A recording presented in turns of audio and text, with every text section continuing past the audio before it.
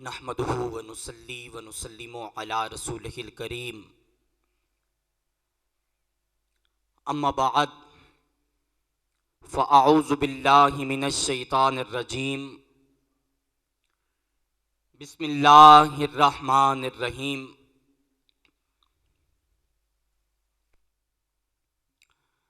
فسوف یأتی اللہ بقوم یحبهم ویحبونہ صدق اللہ العظیم و صدق رسولہ النبی الکریم الامین الرؤوف الرحیم۔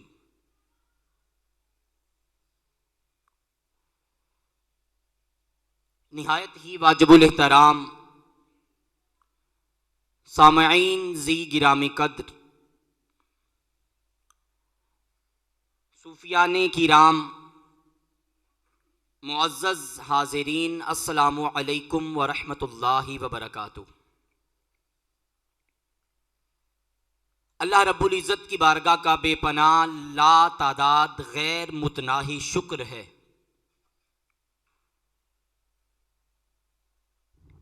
کہ بندہ ناچیز و حقیر و فقیر کو آج پھر اس مسجد اور اس آستانے میں کچھ کلمات کہنے کی توفیق نصیب ہوئی، اور یہ مرکز، یہ مسجد، اس کی فکر، اس کا نظریہ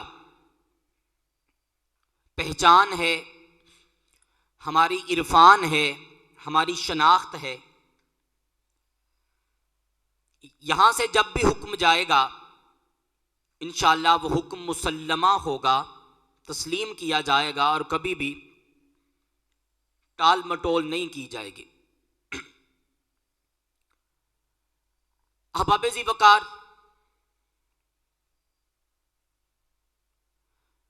آج کا موضوع یہ ہے کہ نبی کریم صلی اللہ علیہ وسلم کی ذات سے محبت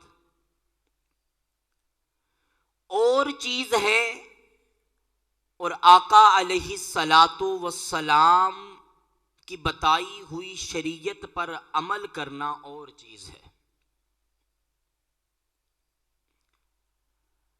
یہ وہ جملہ ہے کہ جس کی بنیاد پر تمام تر گفتگو اپنے اختتام کو پہنچے گی۔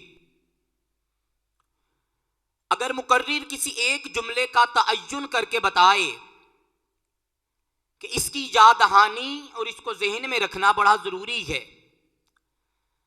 تو وہ آپ کی خدمت میں یہ عرض کرنا چاہ رہا ہے کہ ان دو فقرات کو اپنے ذہن نشین کر لیں، انشاءاللہ کلیتاً تمام تر گفتگو آپ کے ذہن نشین ہو جائے گی۔ احباب ذی وقار، ہمارے ایمان کا بنیادی تقاضا اور ہمارے ایمان کی بنیاد، جڑ، اصل اور اصول یہ ہے کہ پیغمبر ذی وقار، سید المرسلین، خاتم النبیین، راحت العاشقین، حضرت محمد مصطفیٰ صلی اللہ علیہ وآلہ وسلم کی محبت اپنے تن اور من میں تسلیم کر لی جائے، اس کو اپنے من میں سجا لیا جائے، اپنے افکار و نظریات آقا کی محبت کے ماتحت کر دیے جائیں اور آقا کی محبت کے تابع کر دیے جائیں۔ اب یہ آقا کی ذات سے جب محبت ہوتی ہے، پھر انسان کیا کرتا ہے؟ اور جب آقا کی کہی ہوئی کوئی بات سامنے آتی ہے جسے ہم شریعت کہتے ہیں، تو پھر انسان کیا کرتا ہے؟ میں ان دو فقرات کے عوض میں دو جملے اور بولنا چاہتا ہوں۔ وہ دو جملے آپ کی اس بات کو مزید آسان کر دیں گے کہ اگر آقا کی ذات سے محبت کی جائے تو پھر انسان کو ملتا کیا ہے، اور اگر شریعت پر عمل کیا جائے تو پھر انسان کو ملتا کیا ہے۔ یہ دونوں چیز میں لازم و ملزوم ہیں، مگر آج کی گفتگو یہ طے کرے گی کہ اگر دونوں میں سے کسی ایک کا انتخاب کرنا پڑے تو پھر اختیار کس کو کرنا ہے اور چھوڑنا کس کو ہے. یہ دونوں لازم و ملزوم ہیں. مگر آج کی گفتگو یہ بتائے گی کہ اگر شریعت پر عمل قبول کروانا چاہتے ہو تو کیا اس لیے ذات سے محبت ضروری ہے، یا اگر ذات سے محبت قبول کروانا چاہتے ہو تو اس کے لیے شریعت پر عمل ضروری ہے. آج اس بات کی تقسیم ہم لے کر آگے بڑھیں گے اور کچھ امثلہ، کچھ مثالیں، کچھ ایگزامپلز میں آپ کے سامنے رکھوں گا. وہ آپ کو بتا دیں گے کہ کس چیز کے ذریعے سے کون سی چیز قبول ہوگی اور کس کے نہ ہونے کی وجہ سے کون سا عمل قبولیت کے درجے سے نکل کر مردودیت کے درجے میں آ جائے گا اور وہ رد کر دیا جائے گا. اب آپ ذی وقار شریعت پر عمل کر کے جنت ملتی ہے. کیا ملتا ہے؟ جنت ملتی ہے. اور نبی کی ذات سے محبت کر کے بندے کو شان ملتی ہے. کیا ملتی ہے؟ شان ملتی ہے.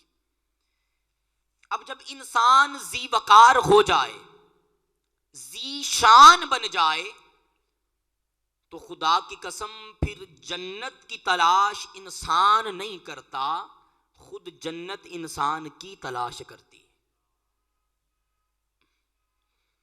اب ذی شان اور ذی وقار جس عمل کے ذریعے سے ہونا ہے وہ نبی کی ذات کے ساتھ محبت ہے.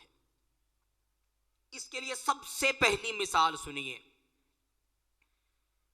بہت معروف حدیث مبارکہ، حضرت حسان بن ثابت حاضر ہوئے، اصحاب کی جماعت بھی تشریف فرما ہے، آقا علیہ الصلوۃ والسلام بھی تشریف فرما ہے. فرمایا حسان کیسے آنا ہوا؟ عرض کی یا رسول اللہ آپ کی نعت پڑھنا چاہتا ہوں. کیا کرنا چاہتا ہوں؟ نعت عرض کرنا چاہتا ہوں آپ کی خدمت میں.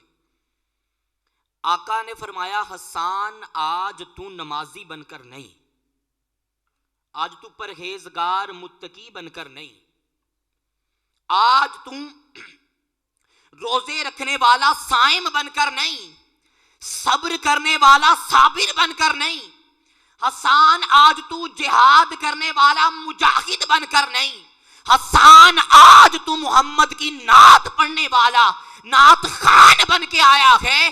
اس طرح ٹھہر جا، جب تو میری نعت پڑھنے کے لیے آیا ہے نا، آج سارے معمولات بدل دیے جائیں گے، آج ساری رسومات و روایات کا خاتمہ کیا جائے گا. پہلے تو نماز پڑھتا تھا، معمول وہی تھا، تو روزہ رکھ کے آتا تھا، معمول وہی تھا، تو جہاد کا جذبہ دل میں لے کر آتا تھا، معمول وہی تھا، تو بہت اچھا صابر تھا، معمول وہی تھا. مگر آج تو ایک الگ رنگ کے اندر آیا ہے. آج تو شریعت پر عمل کرنے والا عمل کر کے نہیں دکھانا چاہتا. آج تو جو عمل کرنے لگا ہے اس سے شریعت پر عمل ثابت نہیں ہوتا. آج جو تو عمل کرنے والا ہے اس سے میری ذات کی محبت ثابت ہوتی ہے. آج حسان سرے صف بیٹھ کر نعت نہیں پڑھے گا، میرا ممبر بلایا جائے، آج حسان محمد کے ممبر پر بیٹھ کے نعت پڑھے گا. محمد کے ممبر پر بیٹھ کے نعت پڑھے گا. تو ذرا جواب دو، حسان کا وہ نعت خان بن کے نعت پیش کرنا نبی کی ذات سے محبت تھی کہ شریعت پہ عمل تھا؟ ذات سے محبت تھی. اب جب ذات سے محبت تھی تو اللہ نے مقام یہ دیا کہ محمد نے اپنا ممبر رسالت دے دیا. کیا دے دیا؟ اپنا ممبر رسالت دے دیا. اب ذرا اور تصورات کے سمندر کے اندر غوطہ زنی کیجئے اور ذرا اپنے تخیلات کو وسعت دیجئے اور لے جائیے عالم محشر میں. اب جب عالم محشر ہوگا، جب شفاعت کا سب سے پہلا اذن آمینہ کے لال کو ہوگا، تو جس نعت کے بدلے آمینہ کا لال دنیا میں اپنا ممبر عطا فرما رہا ہے، وہ آخرت میں جنت کو حسان کے قدموں میں نہیں رکھے گا؟ بولیے رکھے گا کہ نہیں رکھے گا؟ کیونکہ حسان اب پرہیزگار متقی بن کر نہیں، محمد کا نعت خوان بن کے آیا۔ حسان شریعت پر عمل کی بات نہیں کر رہا، حسان محمد کی ذات سے محبت کی بات کر رہا۔ اب ذرا آپ بتائیے، اپنے تصورات کے گرویدوں کو، عقدات کو، گانٹوں کو کھولیے اور ذرا دیکھیے یہ اقبال ہے، کس نے بتایا؟ کیونکہ اقبال محمد کا نعت خواں ہے۔ سیدی اعلیٰ حضرت کو کوئی محقق نہیں سمجھتا، بڑا مفکر نہیں سمجھتا، کوئی بہت بڑا عالم دین بعد میں سمجھتا ہے۔ اگر شاہ احمد رضا خان فاضل بریلوی کا زمین و سوامات میں نام ہے تو اس پہچان سے ہے کہ محمد کا نعت خوان ہے۔ اگر فرید الدین پاک پتن کے اوپر راج کر رکھا ہے تو اس وجہ سے نہیں کہ لوگوں نے ان کی لکھی ہوئی کتابیں پڑھ کے سمجھ لی ہے، اس وجہ سے کہ محمد سے محبت کی بات کی ہے۔ اگر آپ لاہور میں چلے جائیں، داتا علی غجویری کے مزار پہ چلے جائیں، ہر سال عرس پر لاکھوں مریدین اس لیے جمع نہیں ہوتے کہ انہوں نے کشف المحجوب پڑھ لی ہے، انہوں نے پڑھا بس یہ ہے کہ محمد سے محبت بڑی کرتے تھے۔ اور میں ایک بات تلخ کہتا چلا جاؤں، میرے رہنما قائد انقلاب، میرے سیدی، میرے مرشدی، میرے قبلہ شیخ الاسلام پروفیسر ڈاکٹر طاہر القادری مدہ ذلہ العالی اپنی حیات مبارکہ کے اندر 1000 کتابیں تصنیف کرنے والا مجدد رواں صدی، اگر آج دنیا میں جانا جاتا ہے نا تو خود اپنی زبان سے فرماتے ہیں طاہر کے پاس کچھ اور نہیں ہے، بس محمد کی محبت کی خیرات ہے۔ جب یہ محبت ملتی ہے تو یہ مجدد بھی بناتی ہے، یہ مصنف بھی بناتی ہے۔ حسان کو آقا نے اپنا منبر عطا فرما دیا، اور شریعت پر عمل کے بدلے نہیں، ذات سے محبت کے بدلے میں عطا فرمایا۔ احباب ذی وقار، اگلی مثال سنیے، بڑی مشہور و معروف مثال ہے، باتیں وہی جو آپ کی سمجھ میں آئیں اور میں لاچار بے بس آپ کی خدمت میں کچھ عرض کر سکوں، باتیں وہی۔ بڑی معروف حدیث مبارکہ ہے اور مقبول ہے کہ ایک دفعہ حضرت علی المرتضیٰ شیر خدا رضی اللہ تعالی عنہ، آپ کی نماز عصر رہ گئی، قضا ہونے کے قریب تھی۔ وجہ کیا تھی؟ وجہ یہ تھی کہ سیدنا علی المرتضیٰ کی آغوش میں آمینہ کے لال استراحت فرما رہے تھے، میرے آقا آرام فرما رہے تھے۔ جب دیکھا کہ نماز عصر کا وقت ہے، جناب ابو طالب کے بیٹے نے جب دیکھا کہ نماز عصر کا وقت ہے، آغوش میں آمینہ کے لال تشریف فرما ہیں، اپنی جلوہ گری کیے ہوئے ہیں، اور میں نے نماز بھی ادا کرنی ہے۔ اب علی کے لیے امتحان 2 تھے۔ علی کی نماز کوئی عام نماز تو نہیں ہے۔ علی سے کسی نے پوچھا کبھی رب کو دیکھا ہے؟ علی نے کہا جب تک سجدے سے علی سر کو اٹھاتا ہی نہیں ہے جب تک اپنے رب کو دیکھ نہیں لیتا۔ یہ وہ کیفیت ہے۔ لوگ اس پر اعتراض کرتے ہیں کہ علی نے یہ جملہ کیسے کہہ دیا۔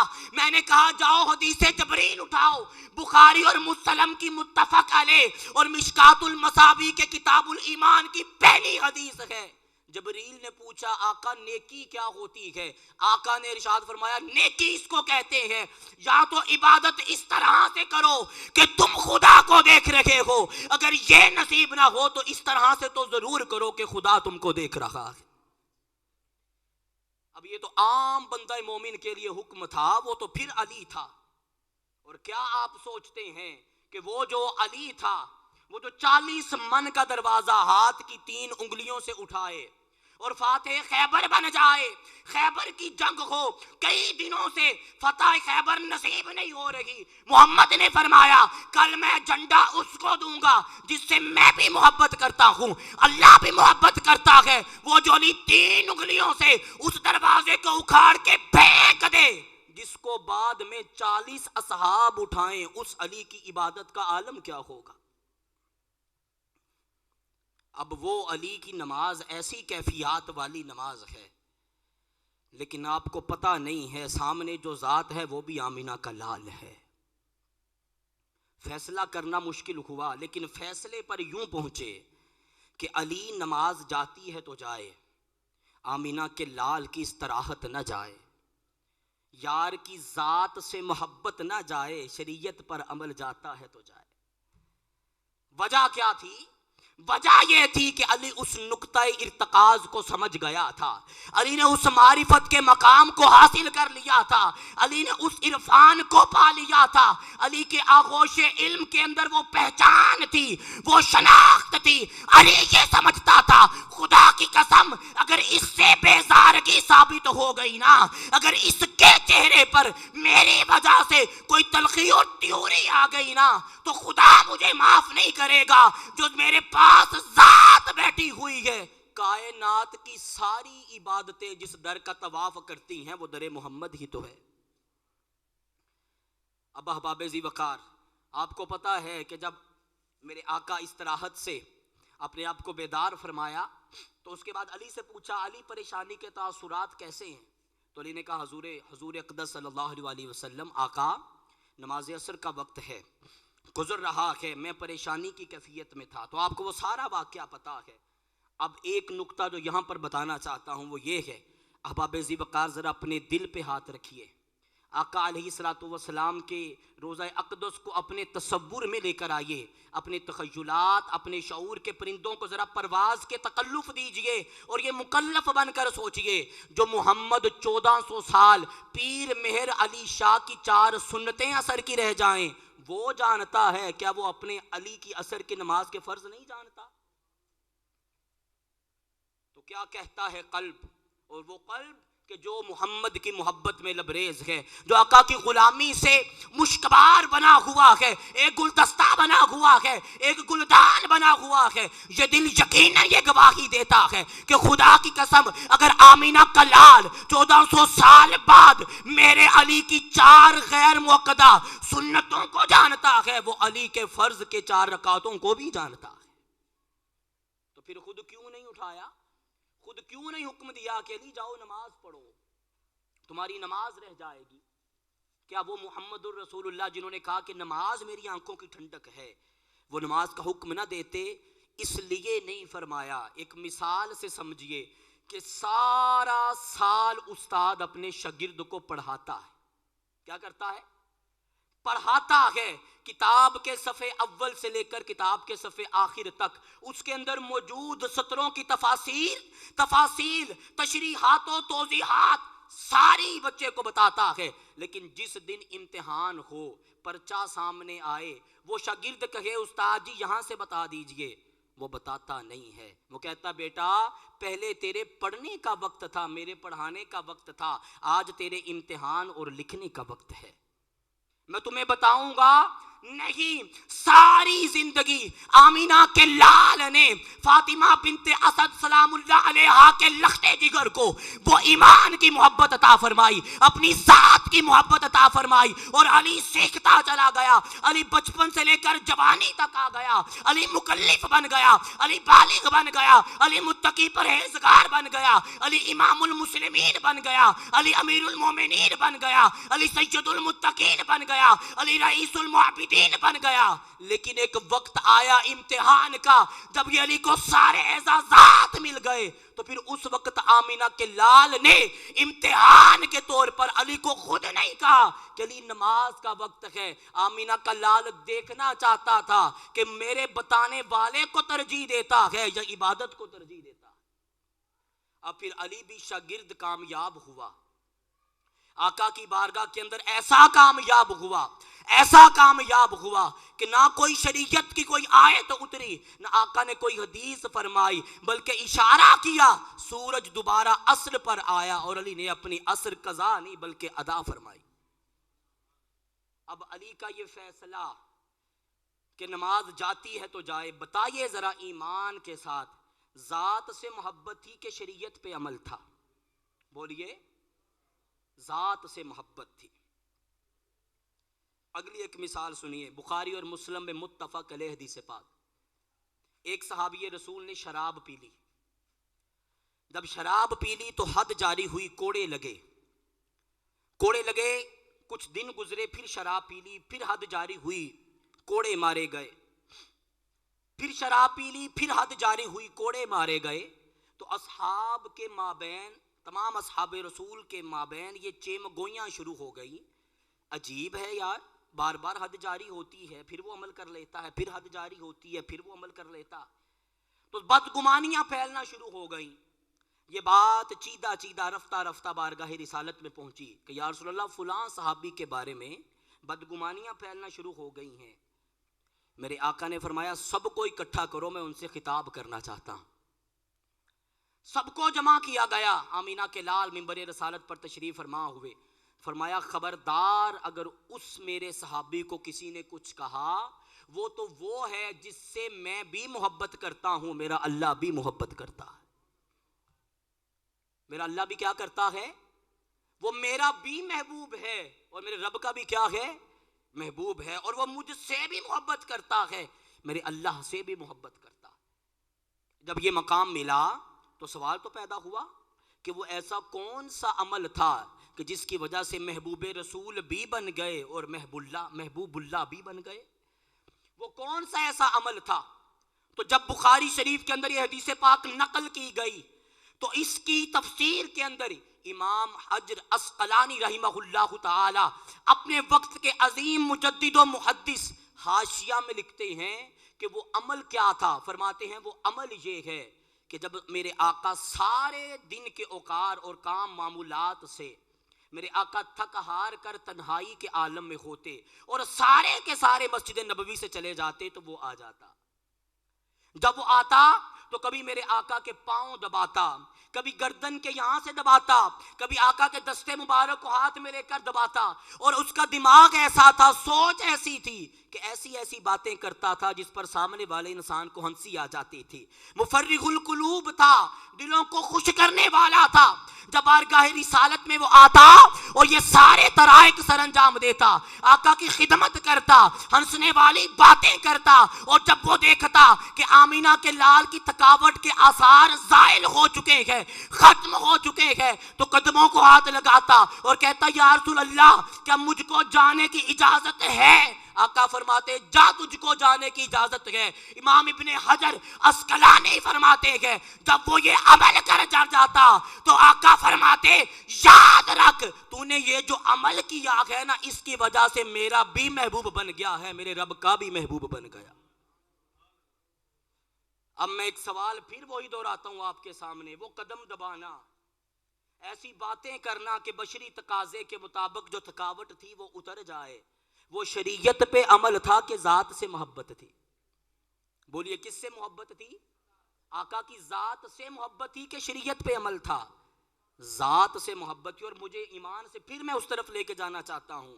اب آب ذی وقار جو دنیا کے اندر اصحاب کی جماعت کے اندر آمینہ کے لال ان کے بارے میں بدگمانیاں پیدا نہیں ہونے دے رہے، سرے حشر کیا انہیں بدنام ہونے دیں گے؟ نہیں دیں گے. سرے حشر کے اپنی شفاعت سے بہرہوار نہیں فرمائیں گے؟ فرمائیں گے. بلکہ خدا کی قسم محبوب خدا اور محبوب رسول کا ٹائٹل حاصل کرنے والا انسان خود جنت کا متلاشی نہیں ہوگا، بلکہ جتنے بھی جنت میں جائیں گے نا، اگر وہ کہتا چلا جائے گا کہ تو جنت میں جا، تو جنت میں جا، وہ خود تو پہلے ہی جنتی ہے. کیونکہ جہنمی نہ تو خدا کا پسندیدہ ہو سکتا ہے، نہ آمینہ کے لال کا پسندیدہ ہو سکتا ہے. جو محمد کی نظر میں آئے اور محمد کے رب کی نظر میں آئے وہ شافع بنتا ہے، وہ خود بھی جنتی ہوتا ہے، اس کی شفاعت سے لوگ بھی جنتی ہوتے ہیں. لوگ بھی کیا ہوتے ہیں؟ جنتی ہوتے ہیں. حسان بن ثابت کی مثال، حضرت علی المرتضیٰ کی مثال، پھر یہاں پہ اس صحابی رسول کی مثال. اب میں ایک غلام کی مثال دینا چاہتا ہوں. ایک غلام آقا کا، بے شمار غلام ہیں، لیکن ایک غلام ایسا ہے جس کو زمانہ عبد الرحمن جامی کے نام سے جانتا ہے. عبد الرحمن جامی کی ذات اقدس ایسی ذات ہے، اللہ رب العزت نے جامع العلوم بنایا. تفسیر کا علم ہو، حدیث کا علم ہو، تجدید کا علم ہو، تحقیق کا علم ہو، علم فقہ ہو یا علم شریعت ہو، اللہ رب العزت نے کمال منبع عطا فرمایا. لیکن اس سب علوم سے بڑھ کر جو سب سے بڑا جوہر عبد الرحمن جامی کے حصے میں آیا وہ جوہر محبت مصطفیٰ تھی. آج بھی عبد الرحمن جامی رحمہ اللہ تعالی کا اگر یہ شعر محفل میں پڑھ دیا جائے کہ نسیمہ جانب بطحا گزر کن، تو خدا کی قسم محفل کی کیفیت بدل جاتی ہے۔ جس کے لکھے ہوئے کلام میں اتنی محبت رسول ہے، اس کی ذات میں کتنی محبت رسول ہوگی۔ سیدنا عبد الرحمن جامی رحمہ اللہ تعالی نے ارادہ فرمایا، عزم فرمایا کہ میں بارگاہ رسول میں جاؤں گا اور روضہ رسول کی حاضری کروں گا۔ جب یہ ارادہ فرمایا تو میرے آقا نے اس وقت کے دربان کے خواب میں آئے اور فرمانے لگے عبد الرحمن جامی کو میری قبر پہ نہ آنے دینا، میرے روزے پہ نہ آنے دینا۔ اس نے عرض کی یا رسول اللہ، یا حبیب اللہ، گناہگاروں کے ماوا، معصیت کے برے ہووں کے پیشوا، ملجا پناہ دینے والے، اپنی چادر رحمت کے اندر لینے والے عبد الرحمن کا تقویٰ بھی مشہور ہے، عبد الرحمن کا علم بھی، عمل بھی۔ ایسی کون سی خطا سرزد ہو گئی عبد الرحمن سے کہ آپ یہ حکم دے رکھے ہیں کہ میری قبر پہ نہیں آنے دینا؟ کیا ایسا عمل ہوا؟ میرے آقا نے فرمایا کوئی ایسا عمل نہیں ہوا۔ عمل یوں ہوا ہے کہ جتنی وہ اپنے سینے کے اندر محبت لے کے آ رہا ہے، میں محمد کو قبر سے نکل کر اس کا استقبال کرنا پڑے گا۔ میں محمد کو قبر سے نکل کر اس کا کیا کرنا پڑے گا؟ استقبال کرنا پڑے گا۔ احباب ذی وقار، میں کہتا ہوں عراق، ایران، شام، بغداد کے بہت بڑے صوفیان کرام، بہت بڑے اولیاء، بہت بڑے مجددین، محققین، مفکرین، محدثین، مجتہدین اس روضہ رسول کی بارگاہ میں حاضر ہوتے ہوں گے، پر کسی کے لیے یہ جملہ ارشاد نہیں فرمایا راتوں کو قیام کرنے والے حاضر ہوتے ہوں گے، شب و روز اپنا ہر دن حالت روزہ میں گزارنے والے حاضر ہوتے ہوں گے، دن کے اندر جہاد کرنے والے، راتوں کو قیام کرنے والے حاضر ہوتے ہوں گے، یتیم پروریاں کرنے والے حاضر ہوتے ہوں گے، صدقہ اور خیرات کی کثرتیں کرنے والے حاضر ہوتے ہوں گے، لیکن کسی کے لیے نہیں کہا کہ قبر سے نکل کر استقبال کرنا پڑے گا، کیونکہ ان کے سارے اعمال کا تعلق شریعت پر عمل تھا، لیکن عبد الرحمن جامی جو لے کے جا رہا تھا اور بارگاہ رسول میں آنا چاہتا تھا، اس کا تعلق شریعت کے ساتھ نہیں تھا، اس کا تعلق ذات سے محبت کے ساتھ تھا۔ آمینہ کے لال نے کہا سارے آنے والوں کو سرے محشر اپنی شفاعت عطا فرماؤں گا، لیکن عبد الرحمن کی محبت کی وجہ سے اس دنیا میں قبر سے نکل کر باہر آنا پڑا۔ نعرہ تکبیر، نعرہ رسالت، نعرہ حیدری، نعرہ غوثیہ۔ عبد الرحمن جامی کے لیے مجھے قبر سے نکل کر استقبال کرنا پڑے گا، وجہ تقوی، زکوٰۃ، خیرات، روزے، خیانت داری، امانت داری، دیانت داری، سچائی، صداقت، تقوی، پرہیزگاری نہیں ہے۔ اس کے سینے کے اندر جو محبت کا سمندر ہے، جو بے قرار ہے، جو بے حد ہے، جو لامحدود ہے، جس کی لہروں کو گنا نہیں جا سکتا، جس کو شمار نہیں کیا جا سکتا، جس کے جذبے کو دیکھا نہیں جا سکتا، جس کو محسوس نہیں کیا جا سکتا، جو اپنی محبت میں بھی بے مثال ہے، جو اپنے علوم میں بھی بے مثال ہے، سارے اوصاف مجھے کوئی وصف اس بات میں مجبور نہیں کرتا کہ قبر سے نکل کر استقبال کروں۔ ایک وصف ہے جو اپنے سینے میں محبت رکھتا ہے، آمینہ کے لال کو قبر سے نکل کر استقبال کرنا پڑے۔ احباب ذی وقار، اب یہ بتائیے کہ میرے آقا کا یہ فرمانا کہ میرے قبر سے نکل کر استقبال کرنا پڑے گا، اس عمل کی وجہ سے تھا جس کا تعلق شریعت کے ساتھ تھا، یا اس عمل کی وجہ سے تھا جس کا تعلق ذات سے محبت کے ساتھ تھا؟ ذات سے محبت تھی، کو آمینہ کے لال نے فرمایا کہ نکل کر استقبال کرنا پڑے۔ عبد الرحمن جامی کو میرے روزے پہ نہ آنے دینا۔ احباب ذی وقار، بخاری اور مسلم کی ایک اور حدیث مبارکہ سنانا چاہتا ہوں اور گفتگو اختتام تک پہنچ جائے گی۔ اہل مکہ نے فتح مکہ کے بعد یہ غزوہ بدر ہوا، پھر اس کے بعد احد ہوا، اور مزید غزوات ہوئے، خندق اور خیبر بھی ہوا۔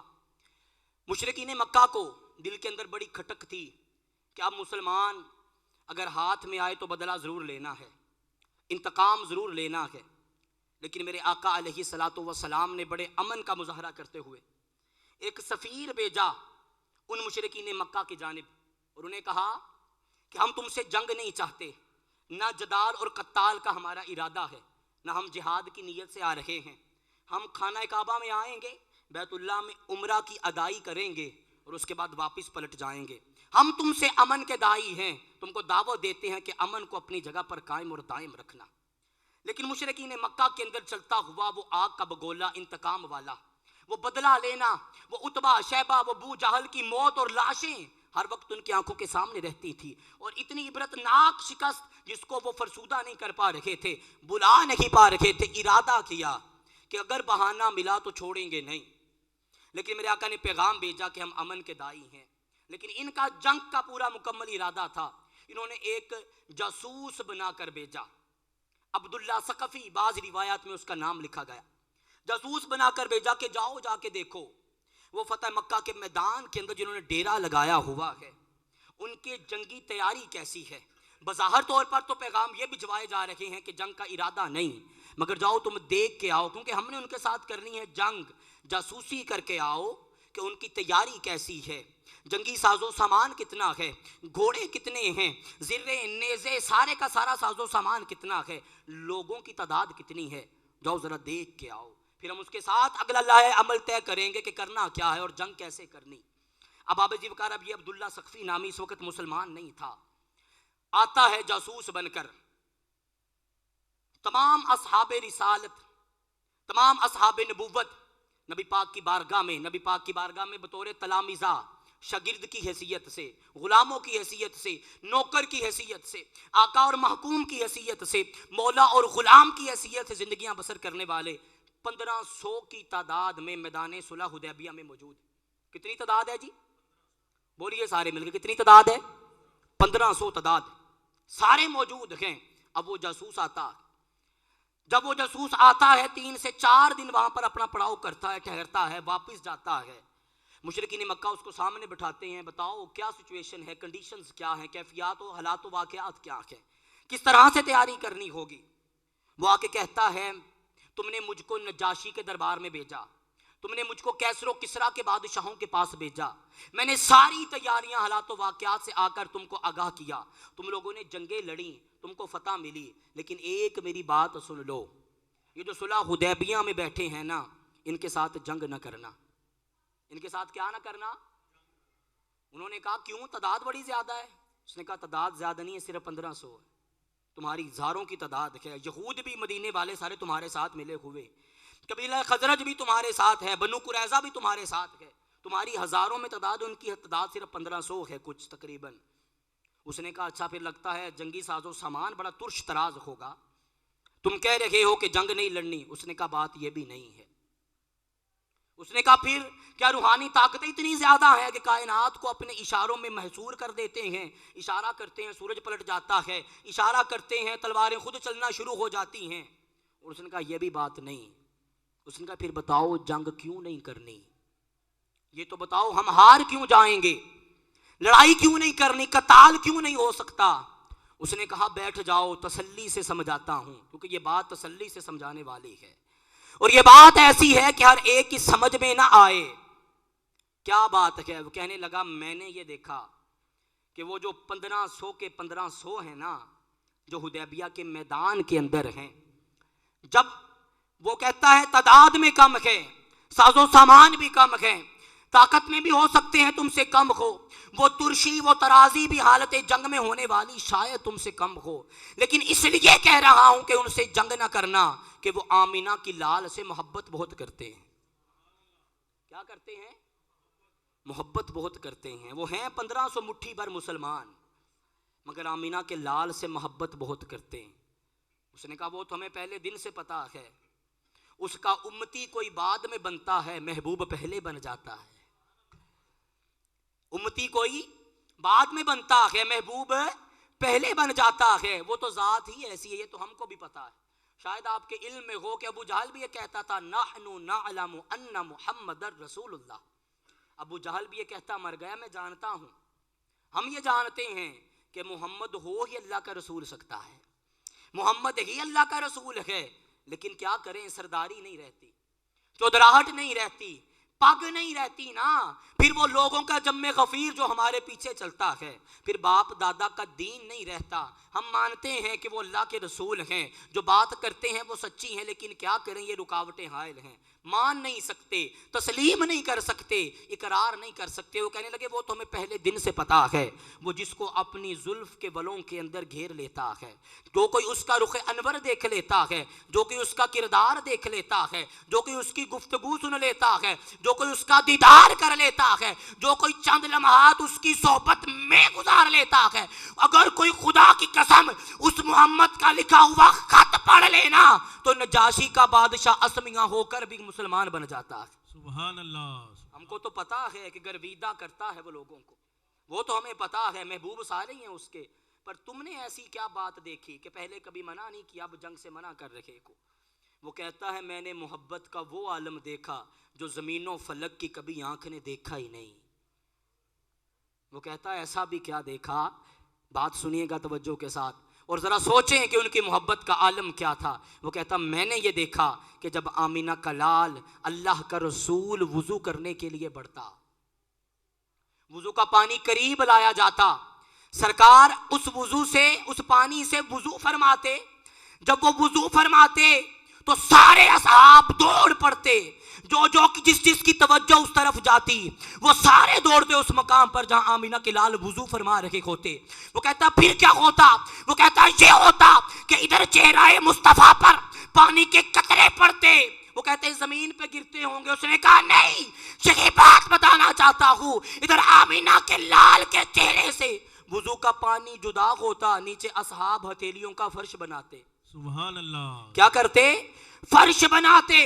زمین کے وہ آقا کے چہرے کا ایک پانی کا قطرہ زمین تک نہیں پہنچتا، ہاتھوں پر پہنچتا. کوئی اس کو اپنے چہرے پر ملتا، کوئی اس کو اپنی زلفوں پر ملتا، کوئی اپنا امامہ اتار کر اس پانی کو اس کے اندر جذب کرتا. میں نے یہ دیکھا کہ کسی بادشاہ کی اس طرح اس کے ماننے والوں نے تعظیم نہیں کی کہ وضو کا پانی ہو، ڈسگریڈ پانی ہو، مائع مستعمل بھی نہ ہو، مائع غیر مستعمل ہو، جو نہ پاک ہے نہ پاک کرتا ہے. جب وضو سے پانی جسم سے جدا ہو جائے تو شریعت کہتی ہے اس کے ساتھ وضو نہیں کرنا. ہاں اگر جان بچانی ہے تو پی سکتے ہو لیکن وضو نہیں کرنا. وہ کہتا ہے میں نے محبت کا یہ عالم دیکھا کہ وہ سارے کے سارے پانی کو ہتھیلیوں پر لے کر اپنے چہروں پہ ملنا شروع کر دیتے. وہ کہتا ہے یہ بات تھوڑی سی چھوٹی ہے، اب اس سے بڑی بات سنو. وہ کہتا ہے اس سے بڑی بات کیا؟ وہ کہتا ہے مزید حیرانی کے عالم میں جاؤ گے. میں نے یہ دیکھا کہ جب آمینہ کے لال نے اپنی زلفوں کی درستی کرنا چاہی، یہ ارادہ فرمایا کہ اپنی داڑھی مبارکہ کو سجا سکیں، مصور کر سکیں، مزین کر سکیں، تو حجام آیا. میرے آقا کے چہرہ اقدس کی داڑھی سے، آپ کی زلف مبارکوں سے جو بال جدا ہوئے، اصحاب نے وہ بھی زمین پر گرنے نہیں دیے. اس نے کہا پھر بال تو ایک اتنی بری چیز ہے کہ کھانے میں پڑ جائے تو انسان کھانا چھوڑ دیتا ہے، اور محمد کے اصحاب سے بڑھ کر نفیس کون ہو سکتا ہے؟ آمینہ کے لال کی تربیت شدہ لوگوں سے نفیس کون ہو سکتا ہے؟ ذرا بتاؤ پھر کیا ہوا؟ اس نے کہا وہ جو بال زمین پر گرتے تھے زمین پر نہیں گرتے تھے، ادھر زلفوں سے چہرہ انور سے، سر انور سے جدا ہوتے تھے، ادھر ان کے اماموں اور پگڑیوں میں ان کی شان بن کے سج جاتے تھے. اس نے کہا ایک اور بات سنو. وہ بات کیا؟ اس نے کہا یہاں پر تو میری عقل کے سارے گھوڑے دوڑ پڑے اور سارے پرندے پرواز کر گئے. وہ کہتا میں نے یہ دیکھا کہ آمینہ کے لال جب اپنے منہ مبارک سے، اپنے دہنے مبارک سے، اپنی زبان سے اپنے لعاب دہن کو جدا کرنا چاہتے تو وہ بھی زمین پر نہیں گرتا. اس نے کہا وہ کہاں جاتا؟ یہ تو حیرانگی کی بات ہے. ایک تھوک ہو کسی شخصیت کا یا کسی ذات کا، کون ہے جو اس کو سنبھالے؟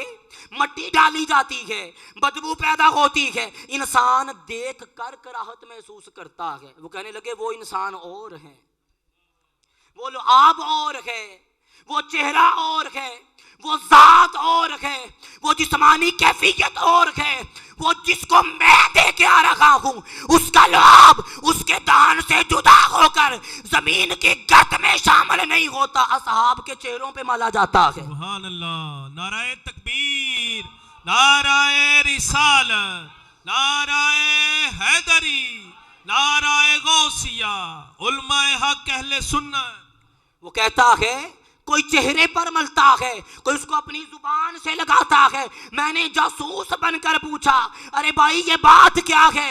یہ بالوں کا سنبھالنا، وضو کے پانی کی تعظیم عقیدت اس طرح کرنا، لعاب دہن کو سنبھالنا عام نارمل انسان تو کرتا ہی نہیں ہے۔ وہ کہنے لگے اس ذات سے جو کچھ بھی جدا ہوگا، خدا کی قسم وہ ہمارے لیے دنیا اور مافیا کا سب سے بڑا سرمایہ ہے۔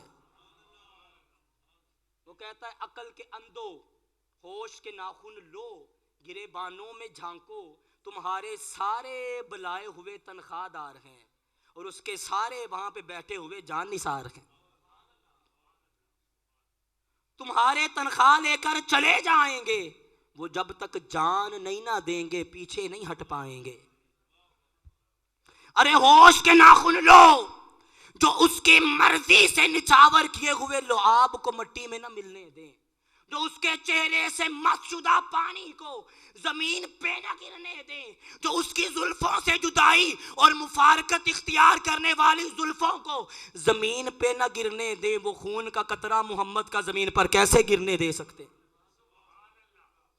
تو ہوش کے ناخن لو، ان سے پنگا نہ لینا، ان سے لڑائی۔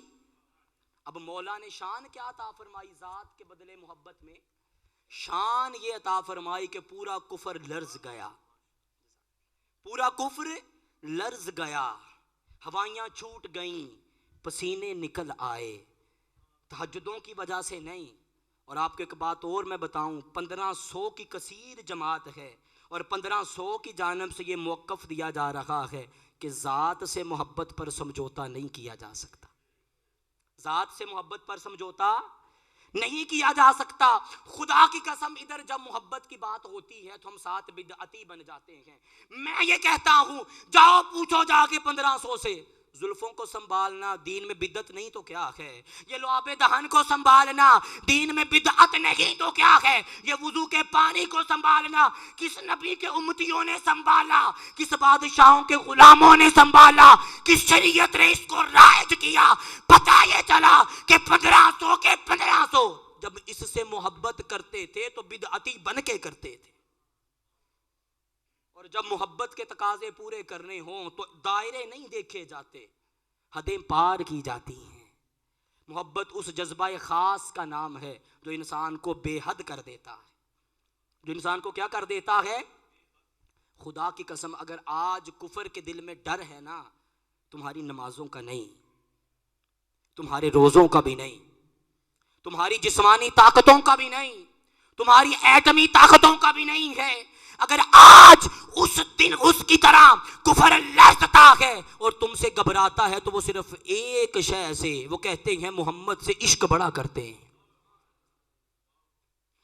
محمد سے پیار بڑا کرتے ہیں، سن نہیں سکتے، دیکھ نہیں سکتے، محسوس نہیں کر سکتے، ان کی اپنی اولادیں پیچھے ہو جاتی ہیں۔ جب آمینہ کے لال کی ناموس کی باری آتی ہے، خدا کی قسم اپنے سارے مفادات یہ چھوڑ دیتے ہیں۔ جب آمینہ کے لال کے ناموس کی باری آتی ہے، جب تحفظ مقام رسالت یہ کرنا چاہتے ہیں، تو پھر وقت کا مجدد 18 گھنٹے چیف جسٹس پیر کرم شاہ الازہری کے سامنے 18 گھنٹے دلائل دے کر قانون 92C اور قانون 93C بنا کر یہ بتاتا ہے کہ لوگوں یاد رکھ لو، قرآن کہتا ہے وَقُتِّلُوا تَقْتِيلًا، اگر محمد کی ذات پر بات آئے نا تو ڈھونڈ ڈھونڈ کر قتل کرو۔ آج پاکستان اگر لا الہ الا اللہ محمد الرسول اللہ کی بنیاد پر بنا ہے تو اس میں کسی کو اجازت نہیں ہے کہ آمینہ کے لال کی ذات پر حرف اعتراض کر سکے۔